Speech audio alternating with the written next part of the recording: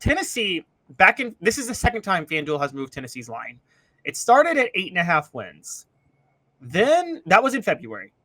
They upped it to 9.5 wins in May after spring practice. I don't know the exact date. I just checked Twitter, and on July the 8th, it was back down to 8.5 wins, and I just checked FanDuel, and it's 8.5 wins now.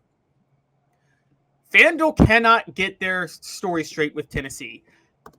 I want to know what is happening to cause them to constantly, in schizophrenic fashion, switch Tennessee from 8.5 wins to 9.5 wins back and forth. Do they know something we don't? Or is it because Josh Heupel is so cagey? Is Josh Heupel so successful at being this cagey that there's no way for them to know? I think that you said something went totally left field of where I was going to go, but I think you're right. I don't think they have as good a sources as some other gambling places. I think they're schizophrenic. I don't think they're sure of Tennessee. And let's face it, you should have a mole in every big-time program if you're a reputable gambling service. Sorry. I mean, you can pay a trainer $50,000 a year and make a ton more off him than that $50,000. Now, the direction I was going to go is, did they hear something? Should Tennessee fans be worried? So, well, I agree with you, and I think you nailed it. Let me throw that back at you, because Vegas is usually on the inside. We are talking about one betting book, not all of Vegas. But should Tennessee fans be at all concerned that the number has been dropped? I think a little bit, because I think, yeah, and here's why. My explanation would have been, and I thought this was possible. I thought it was possible that their win total dropped after the SEC Media Days attendees were revealed and people saw that Nico Iamaleava and James Pierce weren't going, and maybe they thought, oh, Nico's not going to SEC Media Days? Maybe he's not as good as they think. I could see FanDuel thinking that. But if I'm scouring Twitter correctly, there are a couple accounts that say that FanDuel has set their win total back at 8.5 all the way back on July the 6th, which was a full 3 days before the SEC Media Days attendees were released. So the honest question is, what changed in that time? Nothing has really changed from May to now, except maybe Shandavian Bradley entering the transfer portal. I mean, transferring to a junior college. It wouldn't be that. Hit that like and subscribe button now. We greatly appreciate that. Be a part of the program. The poll question is up right now on the YouTube page. It is new, and it is this. FanDuel has Vols at 8.5, lower than it was. Concern, yes. Vegas knows all. No, FanDuel is whack. So far, no, FanDuel is whack. 80% will jump on there and make some money. Let's remember this part too. Tennessee is a big, big betting fan base. Compared to some of the others in the country, it's probably top 5-ish of college football fan bases that like to throw down cash money. So let's say a bunch of people have followed our advice and we think Tennessee's going to be better than 8.5 and maybe better than 9 where you could have gotten it.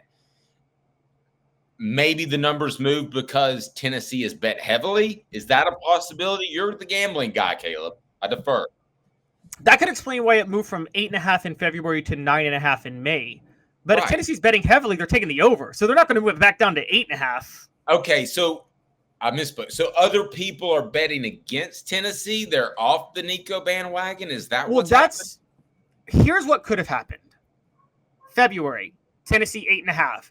Tennessee fans are like, oh, that's easy. I'm scooping this up all day, every day. And they all go scoop up the 8.5 for Tennessee to go over that. Because of that, FanDuel moves the line to 9.5. In response to them moving the line to 9.5, national bettors are thinking, oh, damn, 8.5 I wasn't going to take against Tennessee, but 9.5, I'm going to take the under. So then a wave of national people came in and said, let me take the under on that. So maybe FanDuel's going back down to 8.5 because of that. That's the only possibility I could see. I mean, the most pessimistic person on Tennessee I've covered, Dave, and I'm not saying this in a negative because he's actually very objective and he's very objective year to year. But our own Jimmy Hyams has been the most pessimistic on Tennessee I've covered of anybody that we speak with so far this year. He's got them going 9-3. That's his baseline. So that's the baseline, I thought. What's the goofiest number? Is it 8.5 this year or 8.5 in 2022? I thought it was 7.5 in 2022. Was it 8.5 in 2022? Well, then it was completely.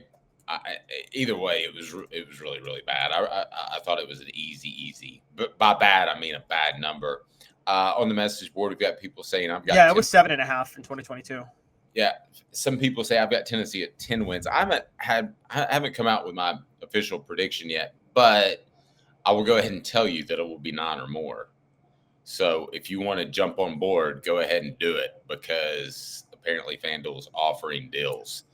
I will go ahead and tell you that if it's not 10, it's a bust. And it's because of what I said earlier. Everybody agrees that Nico Iamaleava will return Tennessee's offense back to 2022 form, meaning they should look more like 2022 than 2024 when they got 10 regular season wins in 2022. Josh Heupel, on his rounds, has gone everywhere, Dave. You were at SEC Media Days this week. Josh Heupel's telling everybody that listens that this is the deepest, most talented team he's had since he's been in Knoxville. You noticing that? And he's cagey, usually. If that's the case, anything less than 10-2 or a top 10 ranking is a massive disappointment, given the fact that they've already done that. Agreed. Quality Tire Pro. The Eberle family has been serving Chattanooga's community since 1957. All major brands of tires, full service automotive, brake alignments, oil changes, and more. All work is covered by a nationwide warranty. That's right there on Cherokee Boulevard or online, qualitytirepros.com. In downtown Chattanooga, qualitytirepros.com. Tell Bo that Dave Hooker said hello. Off the Hook Sports said, hey, Bo. Other than injuries, we all know going into any season, following any team, that injuries can absolutely sink a season. Other than that, which we would all give a pass for at the end of the year if there was some crazy rash of injuries, it would basically have to be Nico not even close to living up to the hype, not even playing as well as Joe Milton for Tennessee not to win 9 games. He would have to play equal or worse than Joe Milton last year for Tennessee not to win 9 games. Do you agree or disagree with that statement? I agree. Derek Gowen said something, and it has triggered crazy Caleb conspiracy, because Derek says that makes me think the refs are going to screw us again with that over and under, honestly. Okay. All right. Crazy Caleb conspiracy. The juices are flowing.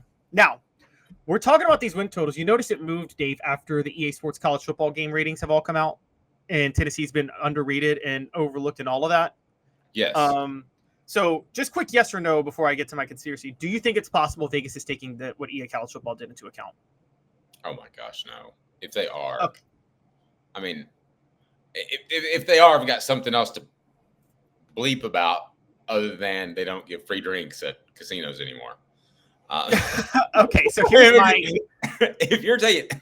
I honestly believe... excuse me, Kel. I honestly believe that EA Sports made a mistake and just continued to double down on it. I think the first ranking, they left Tennessee out. Or it could be as simple as this, Caleb, because I'm so excited to play the game. Maybe they didn't have Neyland Stadium done yet. Think about that for a second. It could be as simple as that. It's under renovations, and it's all online now. You don't go to the store and buy. I guess you can.